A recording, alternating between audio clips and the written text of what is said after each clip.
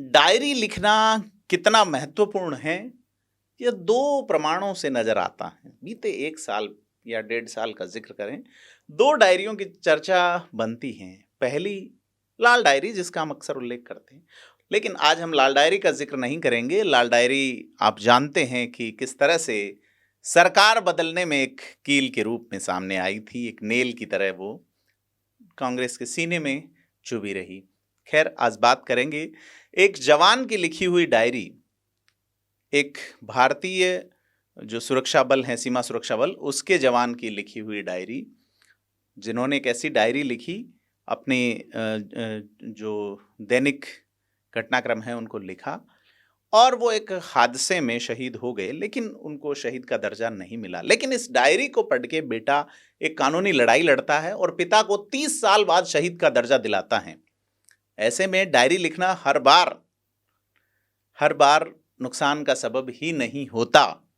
BSF के जवान को शहीद का दर्जा मिलने में 30 साल लग गए। कानूनी लड़ाई लड़ी बेटे ने, लेकिन इस लड़ाई में जो आधार बनी एक डायरी बनी।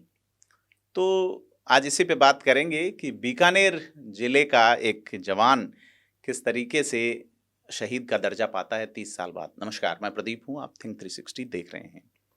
मीठड़िया गांव है, बीकानेर से करीब 94 किलोमीटर दूर बज्जू तहसील का गांव है ये। और जेठाराम बिश्नोई, 20 साल उम्र थी उनकी, और उसी वक्त वो 17 सितंबर 1990 में बीएसएफ में भर्ती हुए। भर्ती होने के करीब 4 साल बाद वे भारत बांग्लादेश की सीमा पे सटी इच्छामती नदी के पास नाव से पेट्रोलिंग कर रहे थे। इसी दौरान वो एक हादसे का शिकार हुए और उनकी मौत हो गई।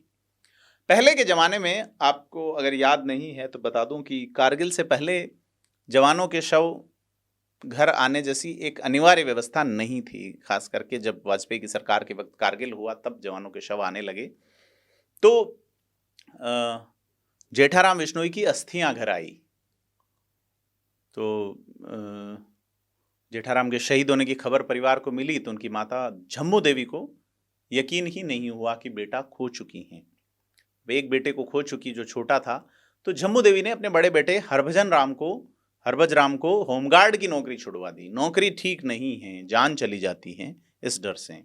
अब जो शहीद हुए जेठाराम, उनकी पत्नी भमरी देवी 7 महीने की गर्भवती थी और 2 महीने बाद उन्होंने एक बेटे को जन्म दिया। इसका नाम हंसराज बिश्नोई रखा। इसी हंसराज बिश्नोई ने 30 साल बाद अपने पिता को शहीद का दर्जा दिलाने में बड़ी भूमिका निभाई है। उनको, भमरी देवी को नवोदय स्कूल में मेस सहायिका के तौर पे नौकरी भी दी गई, लेकिन उन्होंने ज्वाइन नहीं किया। उन्होंने पति की पेंशन और खेती बाड़ी से ही जीवन यापन किया। तो बीकानेर की यह जो कहानी है, यह 30 साल पुरानी है। हंसराज जो 31 साल के हैं, वो मीडिया से बात करते हुए बताते हैं कि उन्होंने अपने पिता को सिर्फ फोटो में देखा। पिता के बारे में उन्होंने माँ और परिवार के अन्य लोगों से जाना। उसे अपने पिता की एक डायरी मिलती है। जेठाराम इस डायरी में अपनी दैनिक गतिविधियों के बारे में लिखते थे।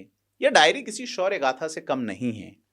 कश्मीर में आतंकियों से मुठभेड़ का जिक्र हो या लाल चौक पर आतंकी संगठनों की धमकी के बाद तिरंगा लहराने का जिक्र हो। आपको बता दें कि उन्होंने जब भाजपा का जो मुरली मनोहर जोशी के नेतृत्व में जो तिरंगा लहराने वाला है, वो भी इन्होंने जिक्र किया है कि किस तरह से एक साहस की प्रतीक। बीएसएफ के एक जवान पे एक फिल्म बनी है, आपको याद होगा, टैंगो चार्ली, जिसमें तरुण नामक जवान की भूमिका निभाते हैं बॉबी देओल। अजय देवगन भी उसमें हैं। और तरुण की जो डायरी है उसको पढ़ते हैं और उसके बाद कई सारी चीज़ें होती थी। फिल्म से अलग कहानी नज़र नहीं आती बीकानेर वाली। तो हंसराज ये कहता है कि उनके पिता की पेट्रोलिंग के दौरान ड्यूटी हुई थी, इसके बावजूद उन्हें शहीद क्यों नहीं कहा जाता। तब उन्होंने ठाना कि वे अपने पिता को शहीद का दर्जा दिलाएंगे। और भरतपुर में जरूर एक बीएसएफ जवान को करीब 30 साल बाद पहले दर्जा मिला। तब उन्होंने एक अखबार में खबर पढ़ी और बीएसएफ के डीजी को पत्र लिखा। उचित जवाब नहीं मिला तो उन्होंने फिर एक एडवोकेट के माध्यम से दिल्ली हाई कोर्ट में अपील दायर की और इसके बाद बीएसएफ को नोटिस जारी हुए। नोटिस मिलने पर बीएसएफ ने शहादत का प्रमाण पत्र दिया है और उन्होंने ये भी सवाल पूछा है कि पिता का शव क्यों नहीं दिया गया। इसको लेकर फिलहाल जवाब नहीं मिला है, लेकिन हंसराज ये कहते हैं कि उनके पिता को शहीद का दर्जा मिलना उनके जीवन की एक बड़ी सफलता है। राज्य सरकार एक शहीद के परिवार को जो भी सहायता देगी उसे वो स्वीकार करेंगे। और उनका एक कहना, एक सामान्य सेना के शहीद को जो लाभ मिलते हैं वही लाभ उनकी माँ को भी मिलने चाहिए, ये उनका अधिकार है। तो एक डायरी, एक जवान की डायरी पढ़ी जानी चाहिए और शहीद के परिवार से हम अपील करेंगे कि इसे पुस्तक के रूप में प्रकाशित होना चाहिए। आपको क्या लगता है? क्योंकि ये कहानी हमें इंस्पायर करती है, इसलिए आज आपके साथ रूबरू हो रहे हैं, जिक्र कर रहे हैं। धन्यवाद।